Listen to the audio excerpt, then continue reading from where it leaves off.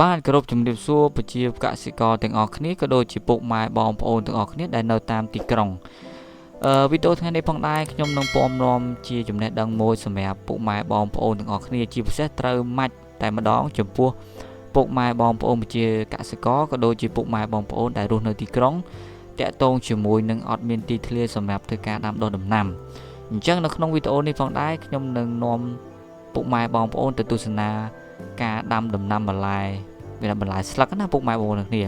គឺគេដាំតាមរបងផ្ទះទេពុកម៉ែបងប្អូនទាំងគ្នាអញ្ចឹងងាយស្រួលមែនតើតោះកុំឲ្យខាតពេលវេលាយូរទៅទស្សនាជាមួយខ្ញុំទាំងអស់គ្នាអញ្ចឹងជាដំបូងយើងធ្វើការសាបកូនអញ្ចឹងពុកម៉ែបងប្អូនទាំងគ្នាដូចនៅក្នុងវីដេអូនេះអញ្ចឹងយើងចាប់ដើមលាយល្បាយដី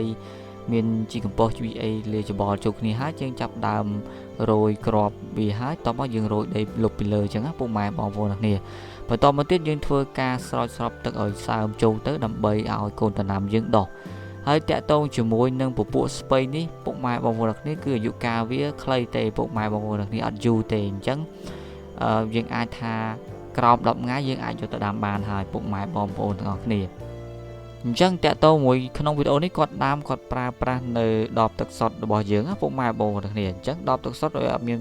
អីពិបាករកទេគេប្រើ10 1 លីត្រកន្លះណាអញ្ចឹងយើងកាត់ក្បាលវាចេញបន្តិចទៅប្រហែលមួយថ្នាំងដៃបន្ទាប់មកយើងចោះគូតវាចោះរុនគូតវា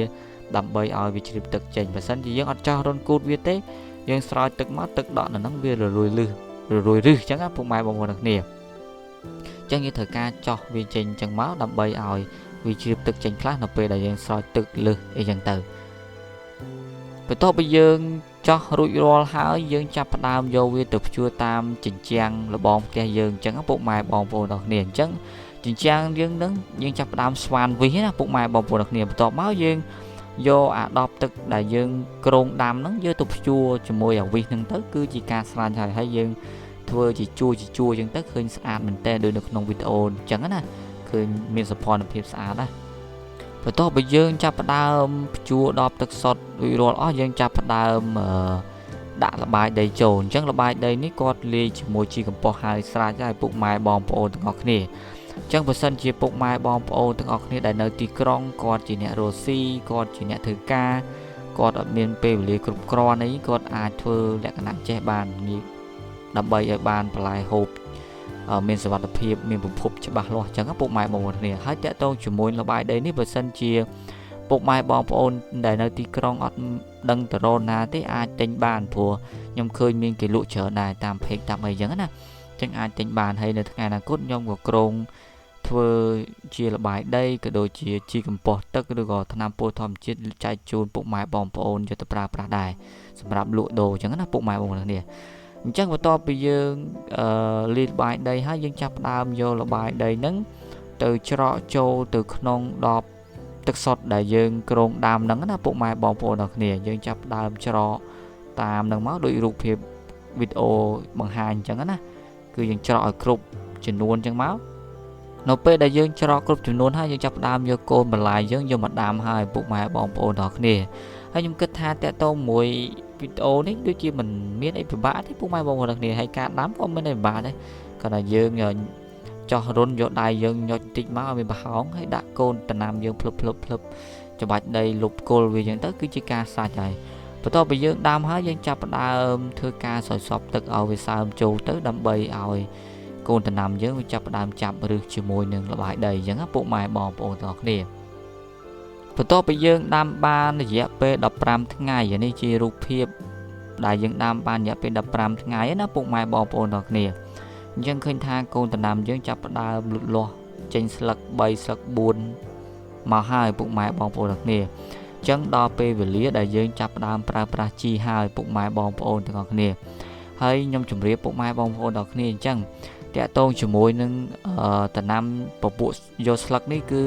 ការប្រើប្រាស់ជីរបស់វាគឺអត់មានអីច្រើនញ៉ៃញ៉ៃដោយពពួកដំណាំយកមើមយកផ្លែទេពុកម៉ែបងប្អូនទាំងគ្នាអញ្ចឹងការប្រើប្រាស់ជីហ្នឹងយើងប្រើប្រាស់ជីតែមួយមុខទេគឺជីអ៊ឺរ៉េពុកម៉ែបងប្អូនទាំងគ្នាគឺជីអ៊ឺរ៉េអ្នកខ្លះគេហៅជីស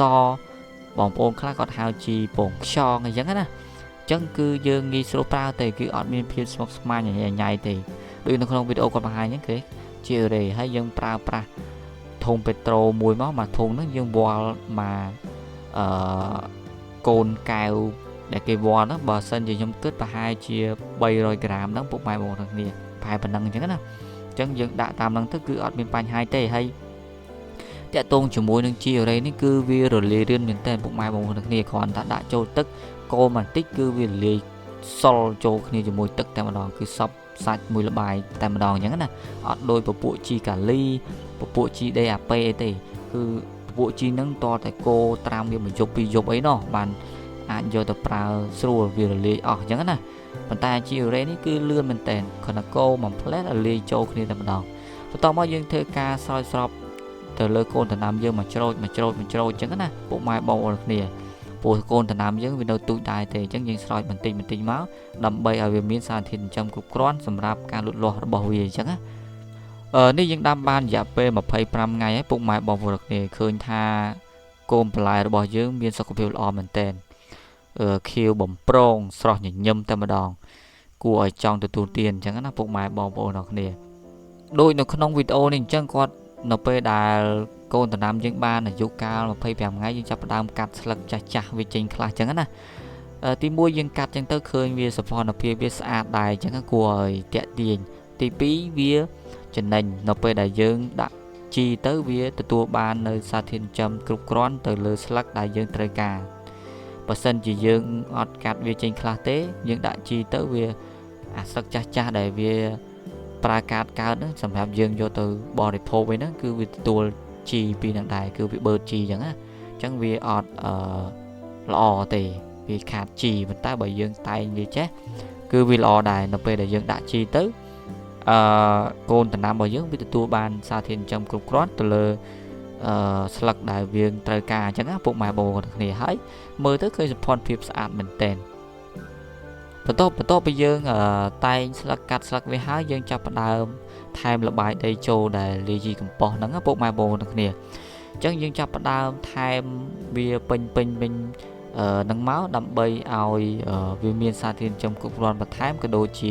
វាមានល្បាយដីបន្ថែមទៀតព្រោះកាលណាដែលយើងដាក់វគ្គមុនហ្នឹងយើងស្រោចទឹកឬក៏យើងអីទៅវាចាប់ផ្ដើមស្រុតដីចុះទៅក្រោមអញ្ចឹងណាវាចេញតាមរុនតាមអីខ្លះអញ្ចឹងទៅបន្ទាប់មកយើងចាប់ផ្ដើមបន្ថែមជីកំប៉ុស្តពីលើទៅដើម្បីឲ្យវាមានសារធាតុចិញ្ចឹមបន្ថែមទៀតតាក់ទងនៅក្នុងវីដេអូនេះគាត់ប្រើប្រាស់នៅប្រភេទថ្នាំការពារសត្វល្អិតអញ្ចឹងពុកម៉ែបងប្អូនអរគ្នាប៉ុន្តែខ្ញុំលើកទឹកចិត្តឲ្យពុកម៉ែបងប្អូនអរគ្នាបើសិនជាយើងដាំសម្រាប់ទទួលទានទេយើងមិនបាច់ប្រើទេ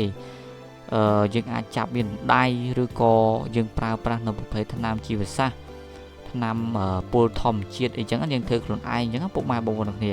ហើយខ្ញុំនឹងក្រងធ្វើសម្រាប់លក់ចែកជូនពុកម៉ែបងប្អូនអរគ្នាដែលគាត់អត់មានពេលវេលាគ្រប់គ្រាន់សម្រាប់ធ្វើដែរនឹងមានលក់ឆាប់នេះអញ្ចឹងបើសិនជាអាចទេមិនបាច់ប្រើថ្នាំពុលកសិកម្មនេះទេព្រោះយើងដាំសម្រាប់ហូបអញ្ចឹងណាអញ្ចឹងនៅក្នុងវីដេអូនេះគាត់ប្រើប៉ុន្តែតើតើមួយការប្រើនឹងក៏គាត់ប្រើទៅតាមស្តង់ដាររបស់គេដែរអញ្ចឹងក៏វាមិនប៉ះពាល់សុខភាពដែរក៏ប៉ុន្តែគ្រាន់តែខ្ញុំមិនលើកទឹកចិត្តឲ្យ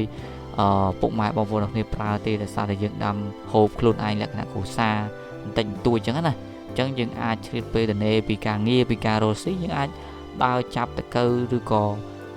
ដើរបេះទីគូចេញអញ្ចឹងណាពុកម៉ែបងប្អូនគ្នាដើម្បីសុវត្ថិភាពយើងផងដែរអញ្ចឹងបន្តមកទៀតនៅពេលដែលអាយុបានប៉ុណ្ណេះចូល35 ថ្ងៃហើយអញ្ចឹងការដាក់ជីនឹងដូចខ្ញុំជំរាបខាងដើមអញ្ចឹងគឺយើងអត់ប្រើជីអីផ្សេងក្រៅពីជីអេរ៉េហ្នឹងទេគឺយើងប្រើតែជីអេរ៉េដោយសារតែពពួកដំណាំយកស្លឹកនេះគឺវាត្រូវការតែជីអេរ៉េទេវាអត់ត្រូវការជីអីផ្សេងទៀតទេ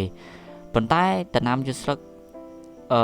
ទាំងអស់មិនមែនយូរកាលដូចគ្នាណាពុកម៉ែបងប្អូនដូចជាស្ពៃក្តោបហ្នឹងយូរកាលវែងណាចូល3ខែណោះប៉ុន្តែអាយុកាលខ្លីៗហ្នឹងមានតែប្រភេទដំណាំមួយចំនួនទេដូចជាពពួកស្ពៃចកស្ពៃទឿស្ពៃខៀវស្ពៃកញ្ញាញ់អីទេអាហ្នឹងយូរកាលខ្លីៗអាចថា35 ថ្ងៃទៅ40 ថ្ងៃអីគឺយើងអាចដកយកទៅបរិភោគបានហើយអញ្ចឹងដូចក្នុងវីដេអូនេះអញ្ចឹងដំណាក់កាលនេះគឺចូលអាយុ35 ថ្ងៃហើយទៅ40 ថ្ងៃហើយដែលយើងអាចប្រមូលផលយកទៅទទួលទានបានហើយអញ្ចឹងពុកម៉ែបងប្អូនគ្នាឃើញថាខៀវស្រស់បំប្រងគួរឲ្យចង់ញ៉ាំមែនតើគឺ មើលទៅវាមានសុខភាពល្អតំណាងឲ្យទូបានសារធាតុចិញ្ចឹមគ្រប់គ្រាន់ហើយអត់មានសត្វអីមកបំផ្លាញឃើញថាល្អមែនតើមើលទៅគឺតាក់ភ្នែកតែម្ដងអញ្ចឹងណាពុកម៉ែបងប្អូនទាំងគ្នាអញ្ចឹងខ្ញុំសរុបវិញ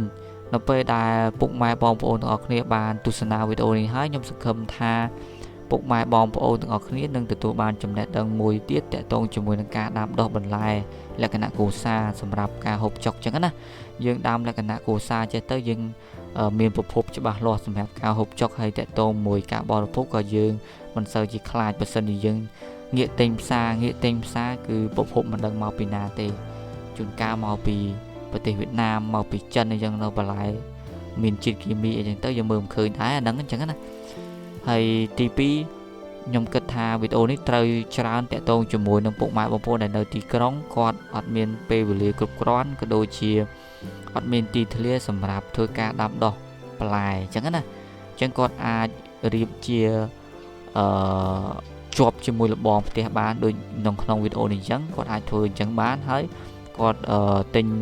លបាយដីគេមកលាយអញ្ចឹងទៅមកហើយទិញជីអូរ៉េតាម1គីឡូមកយកមកប្រើប្រាស់គឺអូខេតែម្ដងហើយគាត់នឹងទទួលបានបន្លែមួយដែលសុវត្ថិភាពក្នុងការហូបចុកក្នុងគ្រួសារក៏ដូចជាមានប្រភពច្បាស់លាស់អញ្ចឹងយើងអត់ភ័យអត់បារម្ភថាទៅទិញនៅផ្សារប៉ះបន្លែគីមីបន្លែអីគឺយើងអត់បារម្ភទេហើយតាក់ទងជាមួយនឹងបន្លែផ្សេងទៀតក៏យើងអាចដាំបានដែរដូចជាម្ទេសដូចជាបន្លែសណ្តែកគួរអីនោះដូចជាវីដេអូមួយខ្ញុំបង្ហាញអញ្ចឹងណាយើងអាចដាំបាននៅផ្ទះយើងមានថូអីទៅយើងដាក់ពី3ថូសម្រាប់ដាំហូបក្នុងគ្រួសារអញ្ចឹងទៅគឺខ្ញុំគិតថាល្អមែនតើជួយឲ្យសុខភាពយើងក្នុងគ្រួសារហ្នឹងទទួលបាននូវសុខភាពល្អអញ្ចឹងខ្ញុំមានតែប៉ុណ្ណេះឯងបើសិនជាពុកម៉ែបងប្អូនទាំងអស់គ្នាមានចម្ងល់អាច comment នៅក្នុងវីដេអូនេះបានឬក៏អាចឆាតនៅខ្ញុំតាម Telegram ក៏បានដែរខ្ញុំនឹងបញ្យល់ក៏ដូចជារៀបរាប់ឆ្លើយជូនពុកម៉ែបងប្អូនទាំងគ្នាបន្ថែមទៀតដែលពុកម៉ែបងប្អូនទាំងគ្នាចង់សួរមកខ្ញុំអញ្ចឹងសូមកុំភ្លេចចុច Subscribe នៅ Channel YouTube របស់ខ្ញុំម្នាក់មួយផងហើយចុច Share វីដេអូនេះឲ្យបានច្រើនដើម្បីឲ្យអ្នកផ្សេងគាត់បានឃើញផងដែរសូមគោរពជម្រាបលាពុកម៉ែបងប្អូនទាំងគ្នាជួបគ្នានៅវីដេអូក្រោយបាយបាយ